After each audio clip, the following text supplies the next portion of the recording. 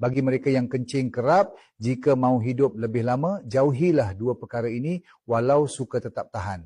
Kenapa kencing kerap? Berapa tahun lagi boleh hidup? Kencing kerap di luar kawalan, bahayanya lebih teruk dari kanser hati. Ramai yang hairan, kenapa seseorang yang sihat mengalami kencing kerap? Sebenarnya ini semua salah sendiri, 3 tabiat tak diubah, tiada siapa boleh selamatkan.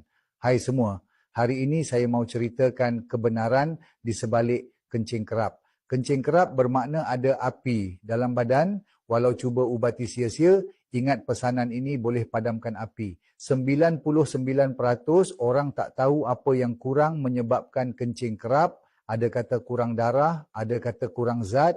Hari ini saya beritahu apa yang kurang. Kencing kerap sebenarnya gangguan kualiti, aliran darah tersekat, menjejaskan metabolisme. Jangan bodoh lagi, hanya minum teh ginseng, kencing kerap boleh dibaiki.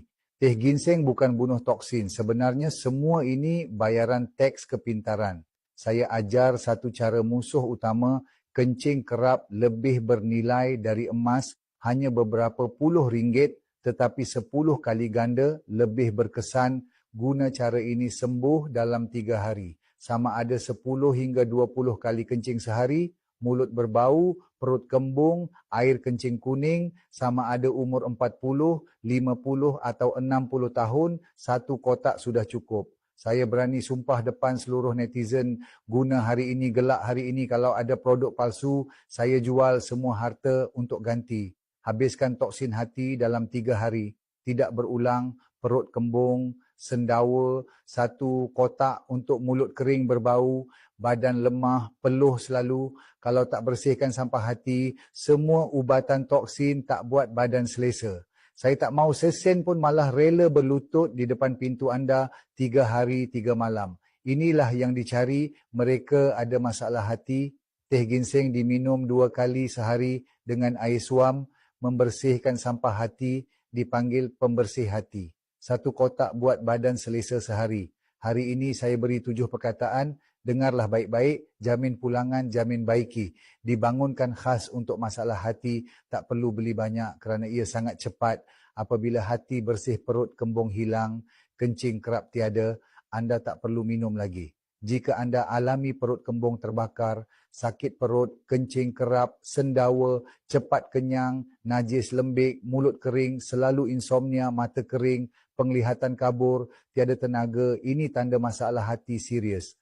Hari ini saya biarkan semua guna. Terima kasih kerana membersihkan hati. Terima kasih kerana menyelesaikan kencing kerap, badan ringan, sihat sejahtera. Saya berani janji kerana produk ini berkualiti. Setiap tegukan teh ginseng membantu hati kembali segar. 18 tahun tak perlu banyak cakap.